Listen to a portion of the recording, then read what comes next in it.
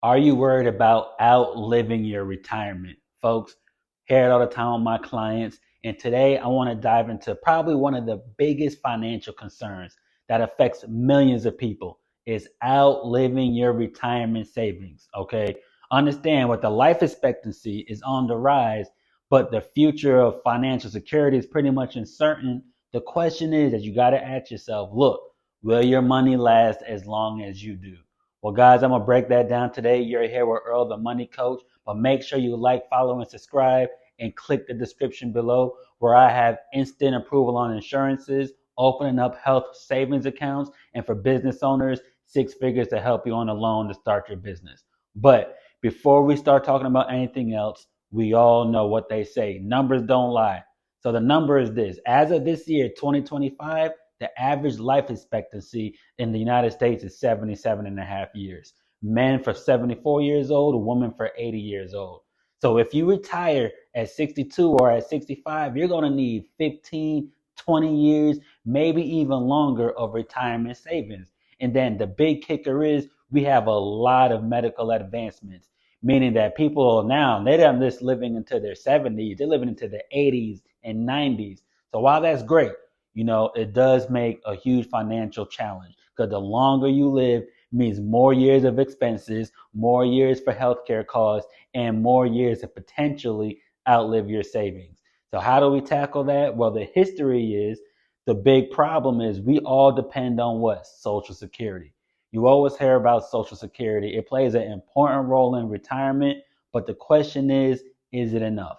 Well, understand this. When Social Security first was introduced back in 1935, retirement was 65, but the life expectancy was 61. So most people didn't even make it to retirement. And back then it was 42 to 1, meaning every 42 workers that put money in, only one person was taken out for Social Security. But you fast forward to today, now it's about out of every 2.7 workers that are put in, one person's taken out. So it put a huge strain on the system. And not only that, Social Security, the average check is about $1,907.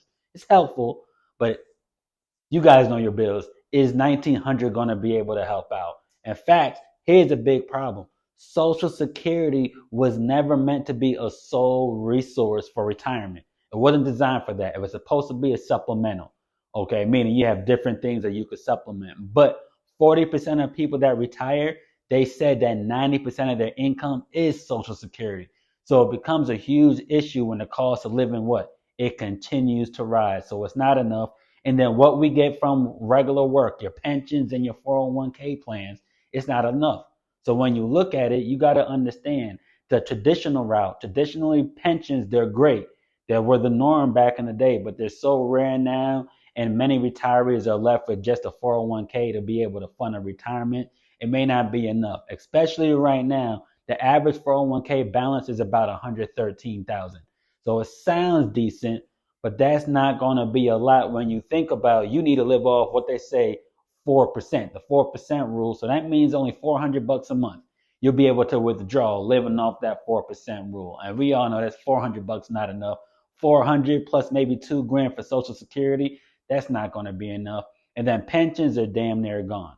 They provided that guaranteed income and the responsibility was falling pretty much on the companies. But now they switch it to now we have to be the ones that have everything. And it's more important than ever that we have to plan to ensure that these savings, they're stretching for the long haul. But a lot of people are not doing that. So I always talk about how long does retirement savings last? Or what do you have in place to make sure that you have it last? So regularly when you're talking about most people, they have retirements in a 401k or a pension. Once you start withdrawing, most people begin taking that money out at an age, which is retirement, 62, 65, maybe 70. But with life expectancy pushing 80 and beyond, you're going to need to make sure you have something that could withdraw for 20 to 30 years. And recommended, like I said earlier, that 4% rule is not going to get there. So you need to be able to have something that could account for what you need, inflation, market downturns, or even your healthcare costs. Because a lot of people, 65% of people end up having long-term care needs. So when many people are planning, they don't plan all that, and their lifespan of having things go on, And what happens? They run out. 60% of retirees say they didn't save enough and they wish they planned better. 60%. So more than half the people you know literally said, I don't have enough. And they risk running out of money. And that's a crazy thing because the fact of the matter is, statistically speaking, nearly half of Americans who retire at age 65 are at risk of running out of money. All right, over almost half. And then they did a study a couple of years back that 45% of retirees worry about depleting their savings, and that while they're already on retirement. So that's huge. And then they're like, look, it sounded good, but with the rise of inflation, cost of living, health care, most of the time they say 54% of retirees have to go back to work. And that's crazy. So almost half of the people who worked their whole life, now they got to go back to work because their savings weren't enough. And it doesn't matter what they were saving in. So when it comes to like the 401k plans, most people say they depleted their funds within 10 years. Okay. But almost 50% of them have a risk of running out of money before. So if you're trying to retire at 65, if you're not going to make it to 75 with your 401k, what are you going to do if most people outlive that? So the question is, how do you avoid it? How do you avoid outliving your retirement? There's many options, many different ways, many different things. So I want to give a little breakdown of some strategies that I've told some of my clients. And the first one you don't want to hear is delaying your retirement. You're supposed to retire at 65. Some people may go to 67. Some people may go to 70. It can increase your Social Security benefits, so that is good, but you're going to be working a couple more years. And then our second option is what you want to diversify your income streams. Consider earning passive income if it's through investments, your rental properties, maybe even part-time work, somewhere where you could have more eggs in different baskets. And then your third thing is you need a plan for it. Plan for working for a longevity in your account. If you need a financial advisor, get some kind of strategies. That way you could extend what you know. Get a specialist, someone that specializes in something like this. Then we have something out there called annuities. Annuities is kind of the same thing like a pension, but you fund it for yourself, like a fixed index in the annuity. And that could give you a lifetime income or a reliable stream of income where you could kind of create your own personal Social Security. And then another thing a lot of clients talk about is life insurance. Life insurance could be a huge part of your strategy. A lot of these permanent insurances, they have a cash value.